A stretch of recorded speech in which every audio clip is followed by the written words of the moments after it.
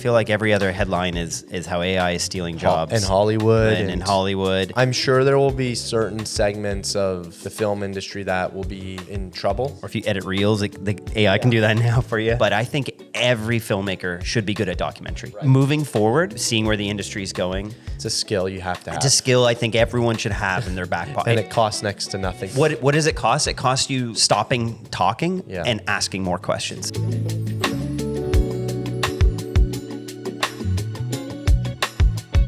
Perfect. You nailed it. Yeah, both of them. How do you feel that there's any threat to documentary with AI? I feel like every other headline is how AI is stealing jobs. In Hollywood. And in Hollywood. Like I genuinely, when I look at AI, I saw this little ad recently online, and it was them building these fighter jet sequences, and all they had to do with AI was take a 2D picture of the mountain. Yeah. And then they used some other software to scale in a fighter jet to show where it should go.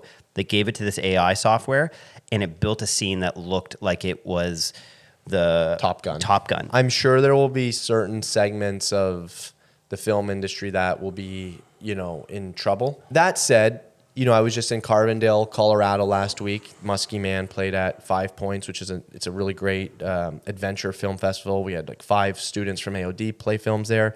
Wow, 5.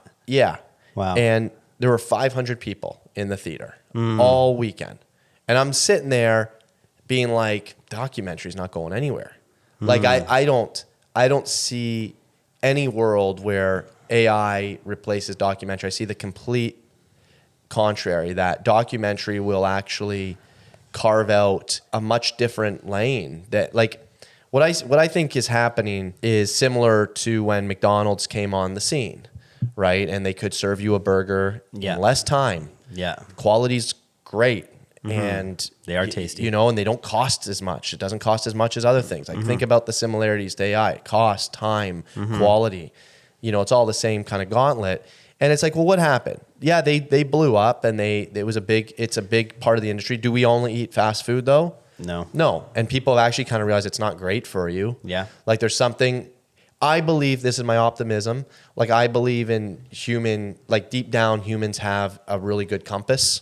It's put us astray at times in history, but we generally have come back. And I think you'll see that with AI, where it's like, yeah, it's novel, it helps in certain ways, but I think eventually we're going to be like, what am I watching this that no one did anything for? Like we still, I believe in us, have some desire to see something that was created by humans.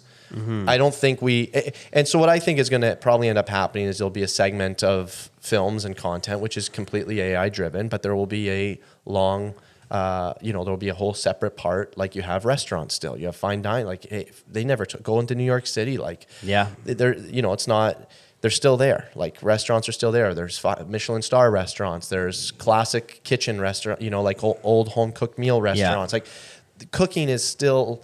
It never went anywhere. Yeah, we have the ability. Yes, there are instant meals. I guess the short of it is, I see documentary in a very unique position where at that festival there were the characters and directors going on stage often together and talking about how they made the film, and the audience was interacting. And it's like, that is not replaceable. No. You need that character. Yeah. You need that person's world. Yeah. You need that Hayward, Wisconsin town. Yeah. That is a real place where people live. Yeah. They're obsessed about fish. They go and do this thing, and you tell the story in this location, and people want to hear more about it. And they're willing to come together still and do it. And the stats, you just wrote an email for AOD. Like the stats are crazy right now for documentary. Like look, you know the YouTube stats. Like their long form content is 75-80% of their. Was it? Let me read them. You just sent that. It's like 75% of YouTube's viewership is long form driven. And we dude, his name is Ray's at like 325,000 views in 6 months. 6 months. An 80-minute film on a fentanyl, and it's a verite film. It's not even like, you shot one lens. Yeah, but what I mean is, it's not even a film that could be made with AI. Like, it's not the type of film where it's like, you could make a fentanyl film that's like breaking down facts and having sit-down interviews, like something more essay-driven. Yeah. But this is like a real person at a real intersection. And I don't know. I'm hopeful. Here are the stats that we sent through. Television production has decreased by 31%. That's huge. That's a third. Compared to the previous year, with feature film production also down 29%. Box office sales were down 50% in March 2025 compared to the year before 2025 of 2024. 2024. Sorry. Yeah. And So that's huge. That's huge. I mean, it could be said that there's been some really mediocre films being put out. But meanwhile, the documentary market is projected to grow from 12 billion to 21 billion in the next 8 years or so. Streaming 5 to 6% a year. Yeah, that's wild. Streaming viewership for documentaries is up 20%. And new streaming services, there's tons that are coming up. And as you mentioned, 75%, 3/4 of all your YouTube viewership is long form. I remember I had people when YouTube went to Reels to kind of try to fight Instagram and TikTok. I had a lot of people be like, "Oh, you're not doing it." I think I have like 2 Reels on my your 2 YouTube shorts, and I couldn't do it. I couldn't bring myself to it because, as again, like you said, it felt like fast food, and I couldn't. What's interesting is fast food is still like, you take a Michelin star chef, and I'm not calling myself that, but they couldn't go make fast food necessarily. Right. It is still its own skill set. So I tip my hat to the TikTokers and people making those. Yeah. I can't. I'm bad at the McDonald's franchisers. So I would rather make something methodical. And as you were talking about documentary, the thought popped into my mind, and I've never said this, and I've not wanted to say this because I run a documentary academy with you, and I don't want people thinking that I'm saying this because of that, but I think every filmmaker should be good at documentary. Right. Moving forward with seeing where the industry is going. It's a skill you have to have. It's a skill I think everyone should have in their back pocket. And it costs next to nothing to acquire. Absolutely. What does it cost? It costs you stopping talking and asking more questions. It costs you being more curious than it does. It takes time, time.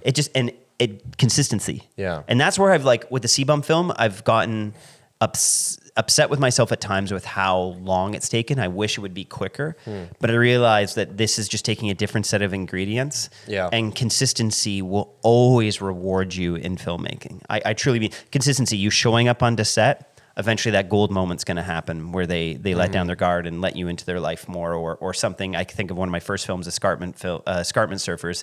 We would just show up every day when they would be doing the longboarding, and one day we got one of the guys crashing, and it became this pivotal moment in the film. Had we not been consistent, we wouldn't have been there. I think consistency in your edit, showing up, you're going to discover new things. I think being consistent like you are in your mornings, you do your writing with your films. And so you're right, this is all free. So I would say, if you want to protect your career in filmmaking, seeing the trend, then learn documentary. You think of writing. One of the oldest book in the Bible is Job. What is that? It's a biography. It's a biography of a man who went through some pretty rough stuff, and it's a great book. But then throughout life, we've never stopped writing biographies, and AI perhaps could, in essence, write one for someone, but you still need that human. And that's what's great about documentary is AI can't show up onto set and film for you. So I still think that's where documentary is protected. And there's something I think, going to that festival revealed something to me, which you can't be understated, is like we're still drawn to real historical figures. Yes. And it's like, so could create a documentary character who is, whatever. But then that is, documentary means truthful cinema. It can't it can't be that. Yeah. I think there's some magic if you actually go through the process of finding someone, telling the story, getting it made, getting it onto a big screen in front of an audience, bringing people there. Like it's a really magical thing. Like it's one of the great, I don't know, it's a very new art form as well. Like film has, 100 years old in movie theaters or whatever, if that. And it's like, it's still but I look at classical music and it's similar, like people, will documentaries or film end up becoming $100 to go see a movie because it's so rare? I don't think so. Like maybe there's an argument to be made. It goes into some type of state like classical music at Carnegie Hall, and it's like this, variateur thing. Yeah.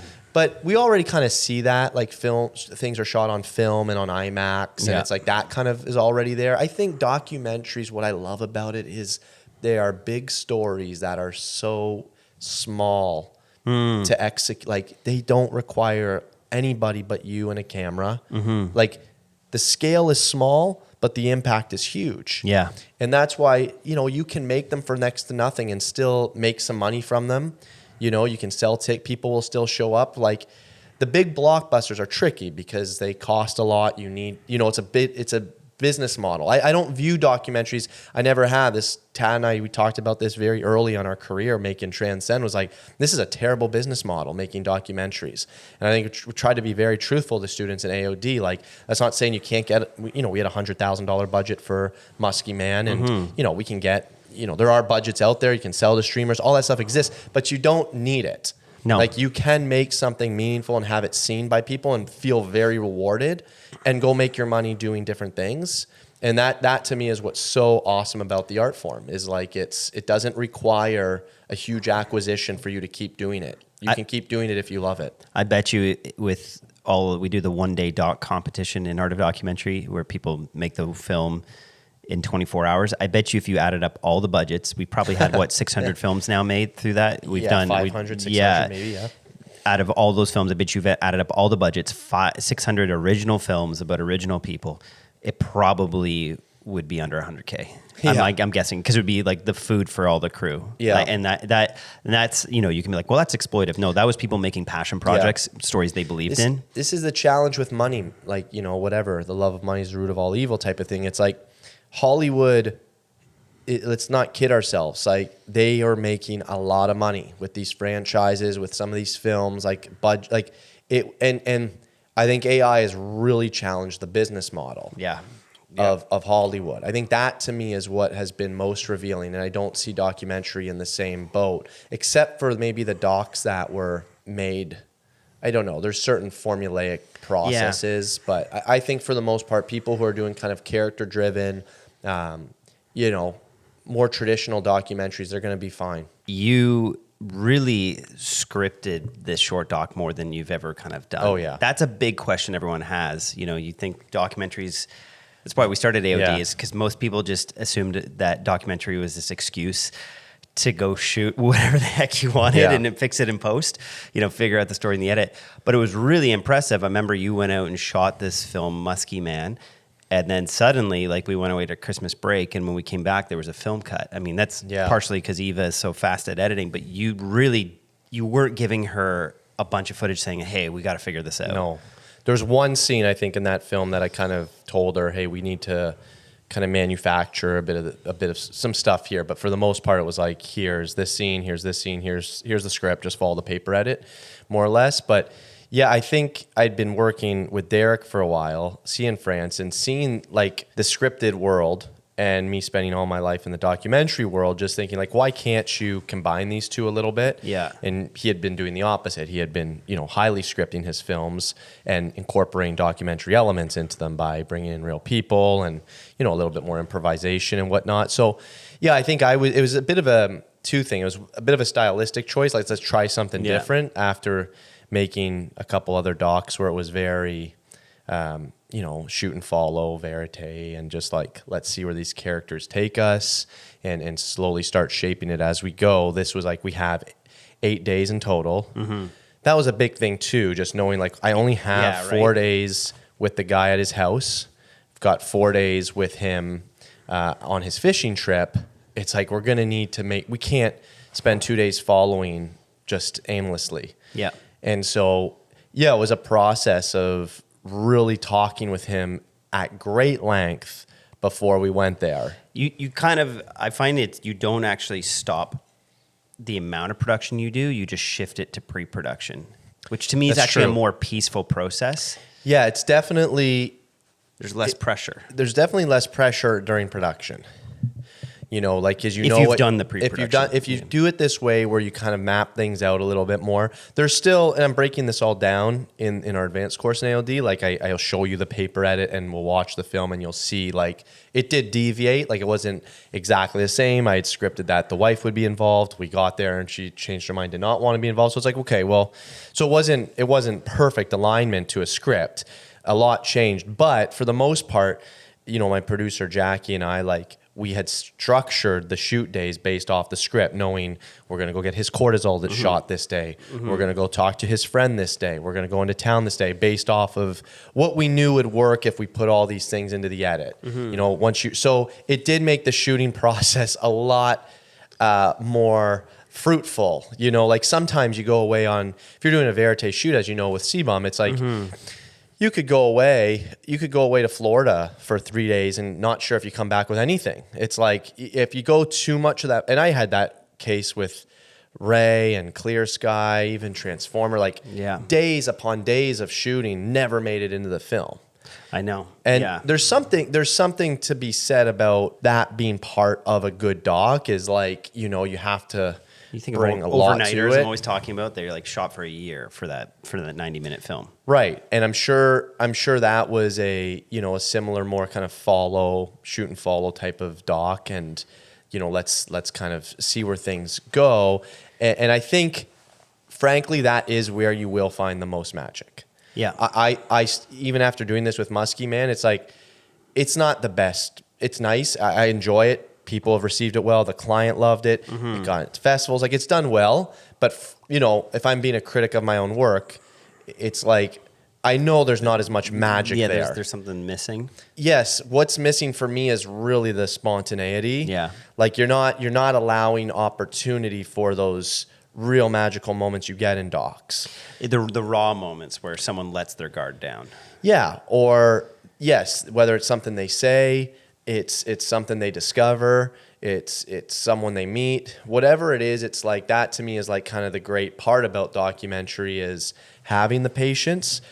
But that said, this was like a super fulfilling and rewarding process. Totally. Being able to start something in November and have it finished in January or whatever, you know, we had a really strong cut end of January. It's like, wow, this I've never done. And I'd like encourage it for every young filmmaker, is to take a little bit more of a scripted approach when you're starting. Totally. I think it's because you're right.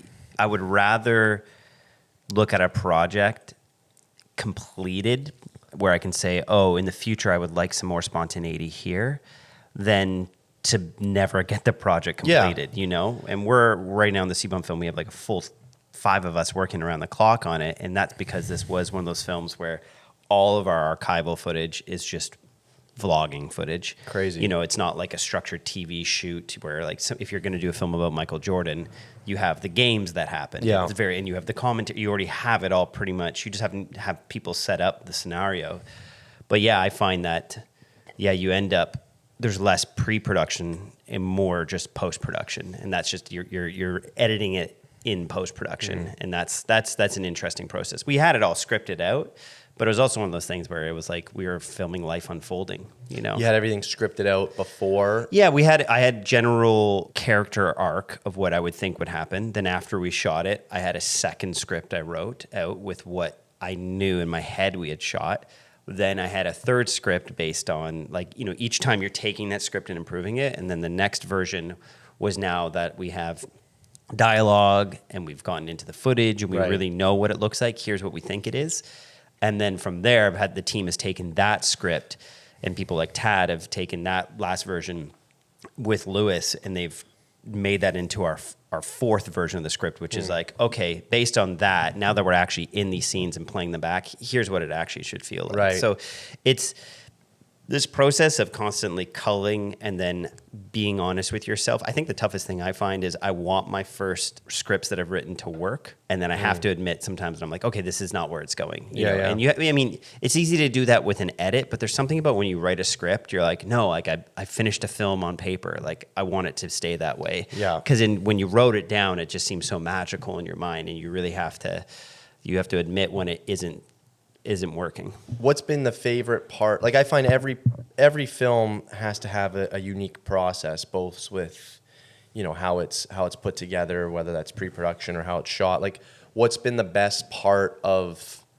this film? Like, what part of the creation of this process do you enjoy the most, or are you finding like the most exciting almost? Like, how is it working? Like, the mechanics of making the thing? Like, yeah, it's different, right? I haven't made a film this big before, and to be honest, there's just been a lot of those more than usual on a film, there's been that grueling, like, because here's the thing is we've wanted to make the definitive piece on bodybuilding. We've wanted to make the definitive piece on Chris's life. And we have this unique moment right now where we have Chris being so vulnerable and then also him being so masculine. It's like this great dichotomy in the film.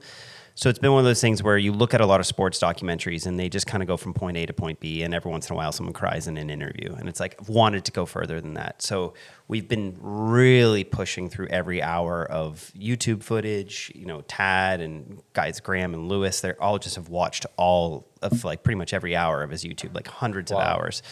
And because you're like, is there gold that we're missing?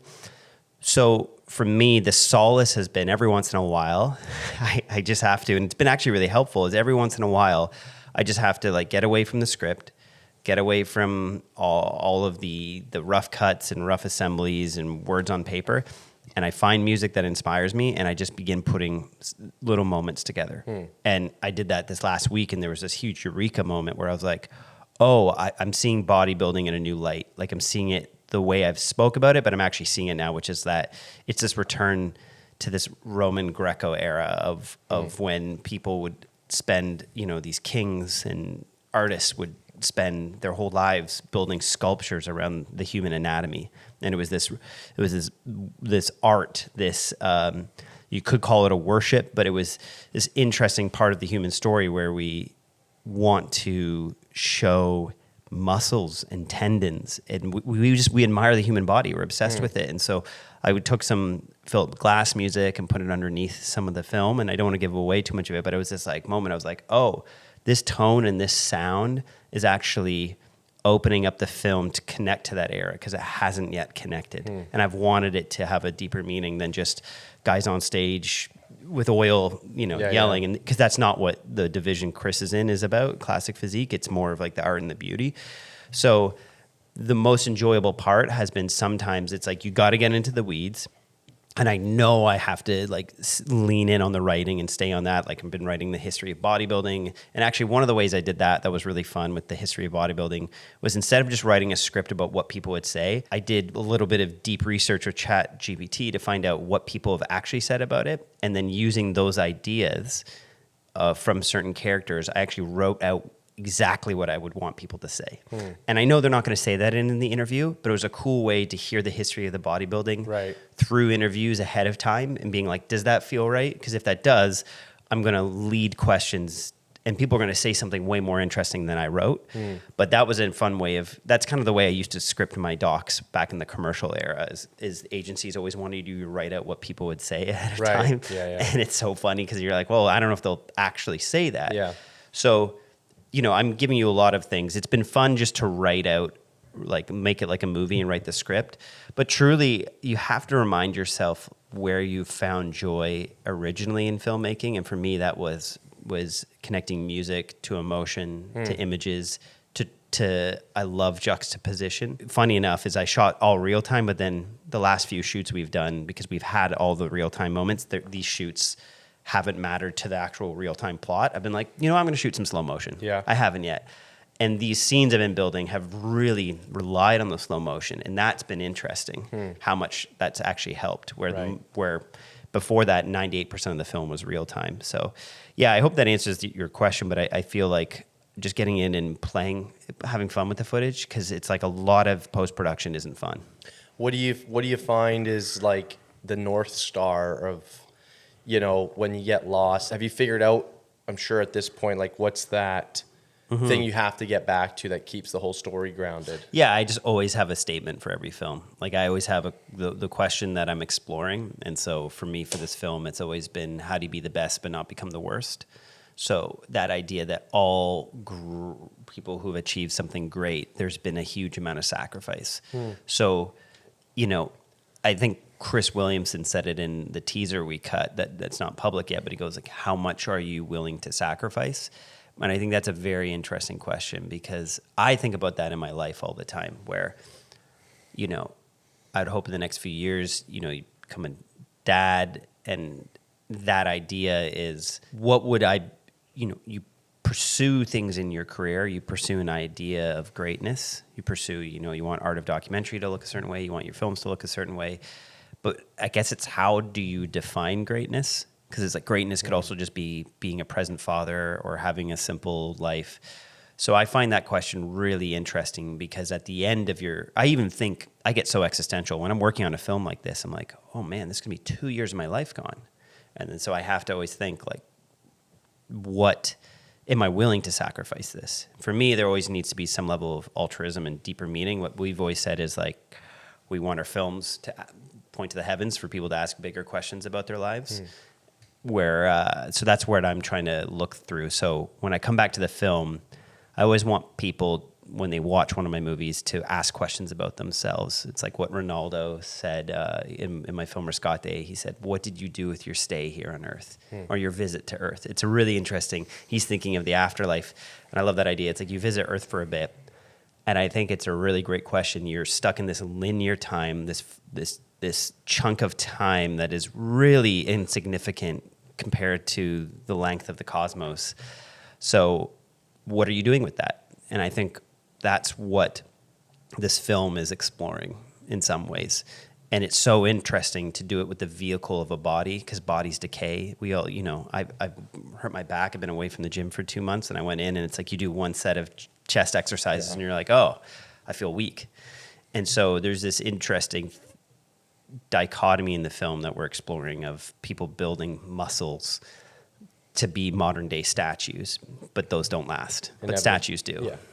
Trying to fight nature. I mean, inevitably you're trying to prolong what's natural, which is you age. Yeah. You're not going to look like this. You're not meant to look like this. You're not meant to carry this much muscle. It's always been an interesting world for sure. How hard is it to when you say try to make these films, whether it's point to the heavens or, finding the deeper meanings, in this project in particular, how's the struggle been to kind of tell the full truth? Because some projects, there's relationships with the characters where, you can't say everything you'd want to, or you can't explore everything. How's that been? That's been, to be able to get to, because if you really want to get to kind of like whatever, even in the Bible, they show characters who have affairs or whatever. Like they show the real thorny stuff. How are you finding it on this one? It's a great question. Everyone wants us to talk about steroid use in this film. That's one thing. And steroid or even the supplement industry is notorious for, it's a, I've worked in it forever. I built I did a lot of films on it. There's a lot of bad things so I'm just curious, how has that been being able to show this guy who has a goal, has a family and these things, to try to contrast it with kind of the reality of this world, which is magazines, supplements, photo shoots. It's a very, literally it's a superficial world. You're not judged on anything but the surface. So, how's that been to try to... It's funny because you and I were talking about this a year ago, and that was a primary focus early on was I thought a bit of the self-obsession. I always made the joke that if a tree falls in a forest and no one's around, does it make a sound? If an influencer lifts a weight and they didn't film it, did they ever work out? And that idea that we love our own image. But it's been interesting because as you get closer with a character, you don't see them in a cynical way. You understand them more. But it's also been trying to remain on that pathway of exploring truth and not just giving people the easy out. So we've been trying to ask Chris those hard questions. And I think sometimes when you make a film, you have everyone in that. And what do they say? The frog doesn't know it's getting boiled or whatever when it's in the soup. I always mess up these metaphors when I try them on our podcast. But I feel like everyone we've been interviewing is in it. But they all do recognize, there's people like Stefan Kingsel who recognize the futility of the sport, like you said, like how your body does just degrade. So yeah, that's been an interesting challenge. And you definitely want to have that perspective of of what am I not seeing when you're making the film? Like Yeah. what's around me that I'm being oblivious to, and am I only listening to the narratives that are being given to me? Yeah.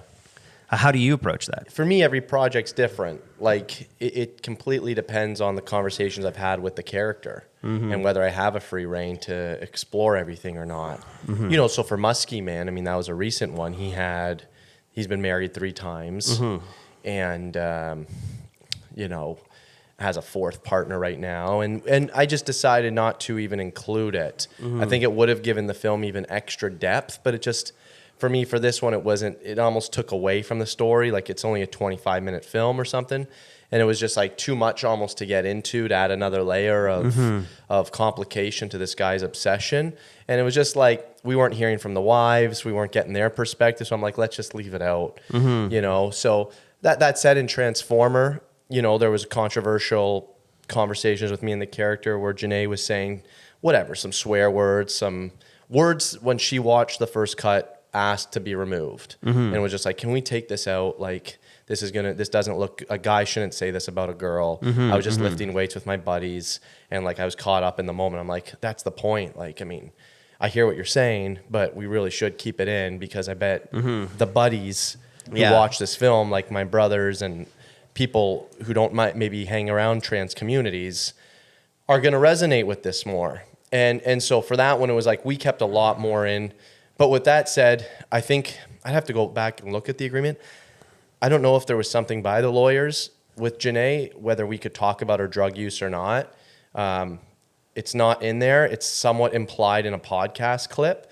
But yeah, I find that stuff is always like, I'm generally fairly sympathetic with my characters, not trying to show all their thorns and whatnot. But at the same time, there's a balance of like, am I making a promo piece for them? And there's nothing wrong with that. Muskie Man is kind of a promo piece for that character. Like it looks, you go read the comments, they're like, oh, this guy's a legend, Larry's a legend, whatever. I'm sure if you ask his wives, they'll have a different opinion of him. A different opinion, right?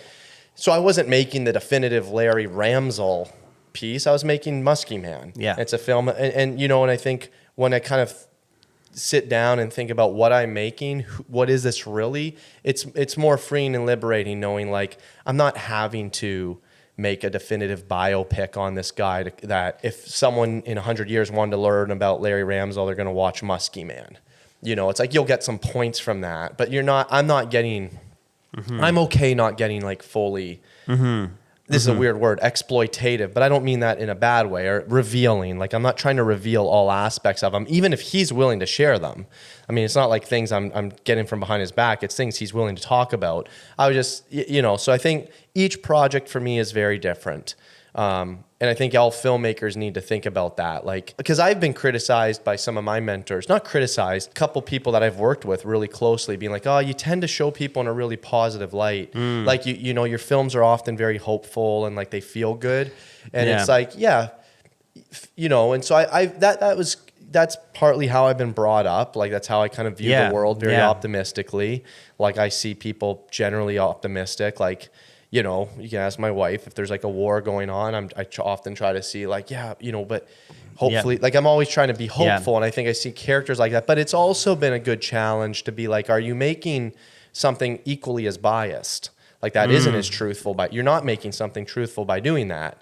So you might say it is because you're putting it in a good light, but that doesn't mean it's honest either. So I think it's something I've, you know, over 10 years here, I'm still trying to kind of figure out what that line is of, you know, not trying to hurt a character but just still trying to be truthful and honest. Yeah, there's a few things that are at play there. It's one, you know, I think both you and I want our film. We want to be people of grace. So it's like you give people grace, but then you also want your film to have truth or else it's not a real narrative. Yeah. And so it's funny because I got pushback. You know, you would think that the ASD band film was very positive, but people are very honest with how they feel about autism in the film. Like the parents talk about, I'm really disappointed, like not in my child, but like this was one of the parents says this is a lifelong sentence. And it's not that they, you know, you watch the film, you see how much they love their child. But you see that the news was really challenging for them because they realized there's just certain things my child won't be able to do, or we're going to have, you know, maybe it's lifelong care for them. and these big ideas. And then I present that film, and I was at some forum at a university, and I was on a panel. They were interviewing me about the film, and I got so much pushback. People saying like that comment was... Yeah, they were like, how, kind of essentially like, you're perpetuating a narrative around autism that, it's a bad thing and these sort of things. That's ridiculous. And I pushed back. I said that... Who better to speak about it than the kid's parents? I go, this is what they felt. And then I said, wouldn't you want documentary to be a time capsule of what we felt at a certain era? Like if I were to go back 20 years from now and watch the ASD band film, I would hope I understood how people saw autism back in 2021 when we shot it.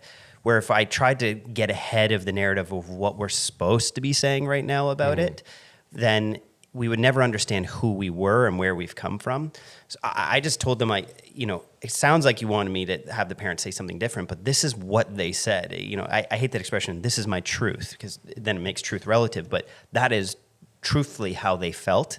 So I had to put it in the film. And listen, anybody who has a child who has any type of challenges would agree with those parents. Those people who are saying that, I wouldn't be surprised if they don't actually deal with it firsthand. Because like parents who actually deal with this, it is something you have for the rest of your life. Yep. So, it's that kind of stuff, I think that to me is where you should never try to think about. I never think about your audience unless you're making a film for your audience. And what I mean by that is like, CBum might be different, in fact, because he has a big audience, and you should probably, you might want to think about them more because they are in such a, tight-knit narrative of who this guy is, what bodybuilding is. I don't know if this is the place to throw a wrench in the whole, thought process of bodybuilding and weightlifting. It's like I don't talk about that, but like I think people look at CBum a certain way. It always goes down to what you're trying to do with each project in my mind. And it's like, if the goal of this is to tell kind of like a true, honest expose or something, or like a real definitive look at something, then it's going to be shot and made differently than if it's trying to, and I don't mean this in a negative way, but be more of an echo chamber of the audience. Like, those are sometimes less interesting films, but when you have a big probably audience, do better. But they probably do better. Yeah, I think of a lot of the bodybuilding films. I was just at 5 Points, and it's a lot of outdoor films. And those films are made for the audience to enjoy, not to challenge them. No. Like you're not trying to challenge their thought process. Yeah. Like you're trying to, you're trying to echo their thoughts. Yeah. And make it and make them proud. It's like those old, when I first got into documentaries and we made Transcend, I remember like Tad and Brian, the films they were referencing, because documentary was new for me. I hadn't even seen a lot of docs at that time. They were referencing a lot of surf films and skateboard films. I started watching them. I'm like, it's kind of boring. Like it's beautiful. And they're like, yeah, they're kind of like, or that, what was that, Art of Flight one? There's Art of Flight, and you probably watched Blue Moon or whatever. I can't remember. The Moon. It's with John Florence, I think. I'm not sure. Yeah. But they were clear, and they all did so well. Shot really well, but they were just clearly for the person who surfs. They're emotionally empty. Yeah, and so for me, it was just like, I think it's a real challenge to. I think you're going to put yourself in a corner if you try to do both. Like if you try to make something that is meant to have emotion, but you're not actually going to the real place, you're better off making the fan film. And it'll be a better thing for everyone. So, yeah, that's like Muskie. I just thinking, because you start with Muskie here, like, the anglers and fishing community really like it. And I realize in that, it's like there's only so much, like, because me, like I like trying to find some thorny ideas. Like just find some ideas that are like, poke them a bit in the mind. And you realize while you're shooting this and scripting it, it's like, that's like 10% of the seasoning in this film. Like you got to make this a little more fun. You got to make this more adventure. You got to have kind of some of those awesome fishing scenes. Yeah. Like you still have to put your touch on it. But so I think that's kind of what I learned with this one. It was an opportunity to kind of appease a client, do a good job while adding a little bit of your own personal touch. I think it's And there's nothing wrong with that. No. Like, I think it's great. I think though storytelling should be a not necessarily enjoyable experience, but it should be an engaging experience. And I think for the longest time, I wanted to get into filmmaking because I did an essay for a university, like one of those courses that could get you into university or whatever. I did an essay on child soldiers and did all this deep dive research. It was back, now I think about how quick you can do research on the internet, but I was in libraries and pulling up these books, and it really real impacted. research. Yeah, real research, yeah. And it had sticky notes in the books. And it really impacted me. It was profoundly impacting, finding out the mass numbers and the cruelty and the exploitation that so many of these kids in Africa were going through, and in other countries as well. It's not just Africa. There was many countries in Asia as well. But that impacted me, and I remember I would bring it up early on. People would be like kind of like looking like child soldiers. Is that really a thing still? But then that movie Blood Diamond came out, and instantly that was everyone's reference point. And instantly people knew about it. And I don't know if a film like Blood Diamond with Leonardo, if that hadn't come out, then I don't know what would have happened with the Invisible Children movement and their film Coney at 2012, I think. So when you say that, I wonder what has more impact for an issue. Is it making focusing on the 80% negative? Or is there a way to, is the way in always finding an interesting person who's a vehicle into that world and enjoying, like Kite Runner was like a film that you see people is often the reference point for some of that culture and the exploitation that happens in that story. So I don't know. It's an interesting world. It's, coming back to the CBum film, there was even a couple of scenes we've shown him. It's been an interesting partnership to work with him. We once in a while will show him some of the stuff we're working on. Not necessarily for approval, but to keep that relationship in a way that he doesn't just feel like we're working in a clandestine way. And also, too, just to see, like, is this resonating with you? Because we're leading up to our big master interview with him in a few weeks. And it was interesting showing him some of those cuts. He pushed back with a few shots, just one or two. But there were ones that I knew that would be a conflict. But there were ones that I knew that, and I don't want to get into what they specifically were, but it showed bodybuilding in a way that he was like, well, I don't love the way that's being shown. And I kind of explained to him, like, well, that's the way I first perceived it. So now that I've been in the soup, I have to always remind myself the way I first looked at this, because that's the way an audience will once look at it when they come into this project. So we've had this push and pull, and it's gotten down to like, well, if we just crop and move it that way and that sort of thing. Wow. It's not like he's in the edit suite, but it was a discussion. I was like, well, if I crop this a different way, how would that make you feel? If I shot it that way. So it's something I know, but Tad, our producer, has told Chris, essentially, he goes, the first time we show you the edit, it's going to make you uncomfortable. I hope you walk out of the room. So you've kind of preemptively let him know that there will be tough things that we want to work through in this film. And I think it should be. I think why not take it further and then scale it back if you have to? Or why not, as you've done in some of your films, take it further and then have that conversation of why it should remain there? It depends on whether he has final say or not. I think that to me is always, a very real factor in any film. It's like who actually has final control on final cut. Yeah. Yeah. What gets released. Yeah. Yeah. Because that changes everything. This is something that I think we've not danced around, but spoken a little bit in AOD in different places. But how has how do you hope that your faith has impacted your filmmaking? What do you mean? Like from Just my own, how I've in the made craft? it? Yeah, either. And that could be, you could hope that it could just be the way you show up on set or the way that you make the stories. I mean, for me, I think my like faith would be, it's not trendy, or it's not limited to certain time periods or certain characters. Like the faith I believe in, it's universal beliefs. It's ideas of whatever love means and hope means and identity, and these ideas that how you have doubt is a very necessary part of having faith, and things I've thought about in my life, like the idea of wrestling with God, and the idea of not the ideas, I guess, that matter to me when it comes to faith I don't try to find them in other stories, but I think they're always there in other stories, and I'm most drawn to them. Mm-hmm. And those are the ones I generally focus on. So, I mean, you wouldn't watch Clear Sky and say this is a Christian film. Mm-hmm. But the ideas in it are kind of connecting points for him being Indigenous.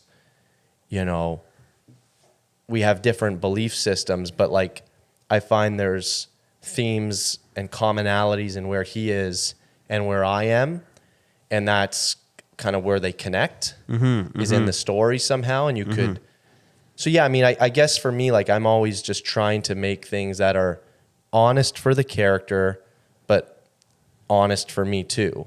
Yeah, like they're based on ideas that I can own, and that are I'm not trying to impose my ideas, but I would be lying to say I'm not finding things in their story that I believe in, that resonate with me. Mm-hmm.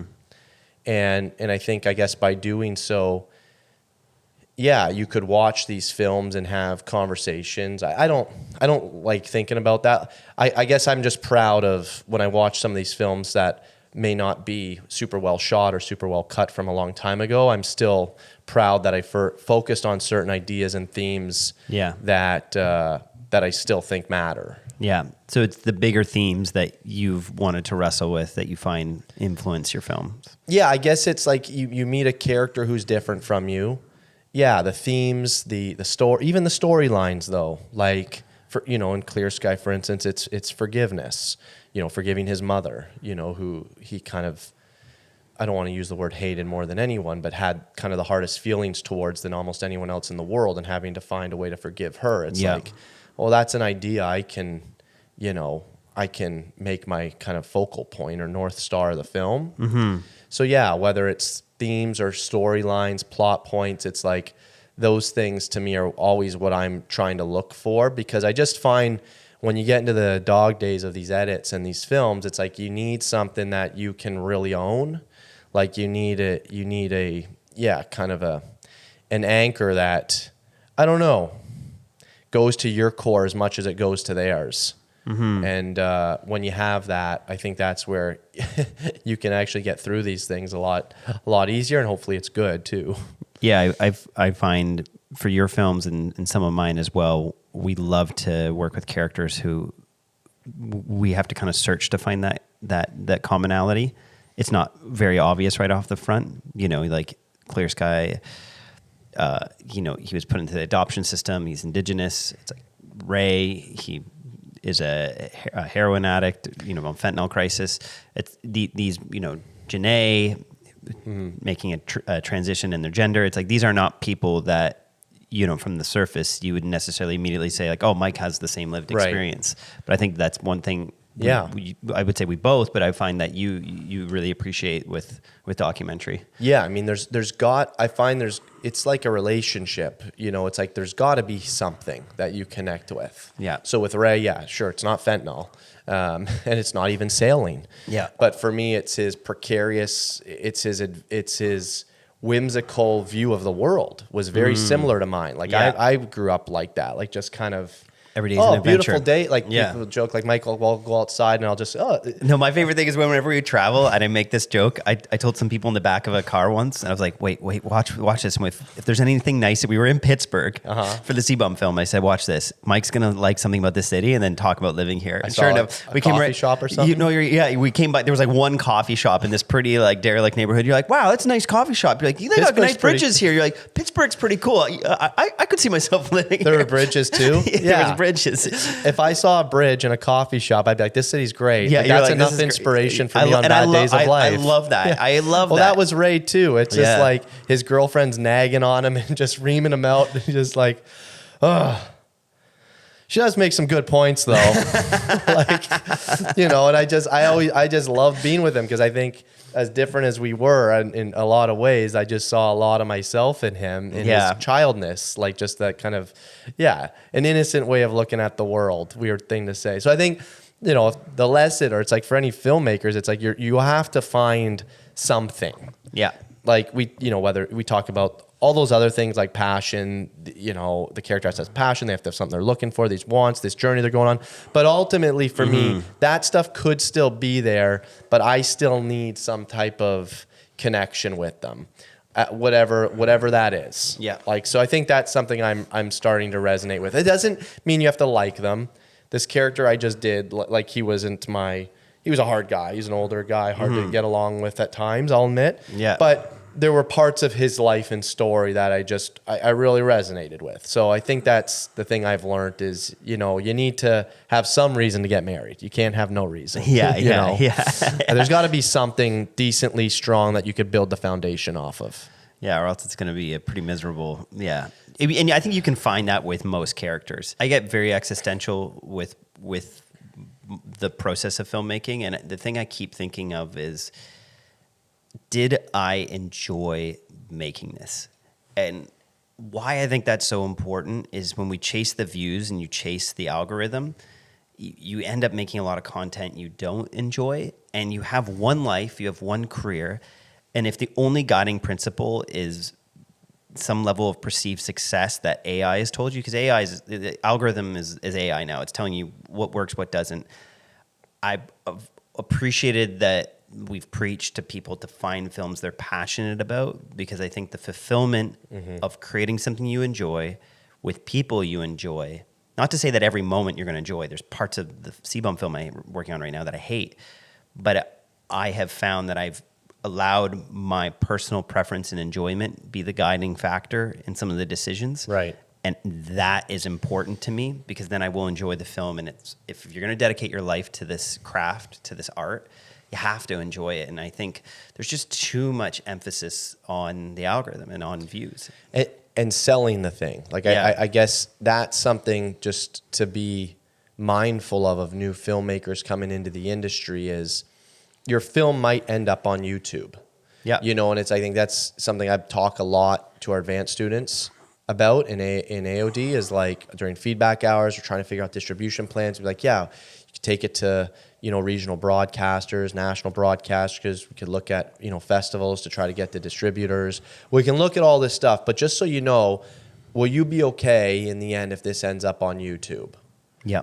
And it's like a real question, you know, if you would have told me with His Name is Ray, that at the start of that it would be on YouTube, I don't, you know, it's like, I don't know if I would have proceeded. Yeah. You'd be like, oh, no, I just had 2 films on Netflix. I'm not going to do a third film that goes on YouTube, and a third film that was on Sundance Now. And like, you know, I was like, I'm not going to do that. And that's a, you know, serious possibility of, you know, anyone's project these days. It's like the risk is very high. I think something like CBum, you guys have a very, you know, obviously you guys have a very good shot, but it's like you guys have a good backup plan too. Like if a Netflix thing falls through, you know, then you can sell it. You have a built-in audience. So it's like, yeah, it's things you have to consider. It's like, what is your plan A?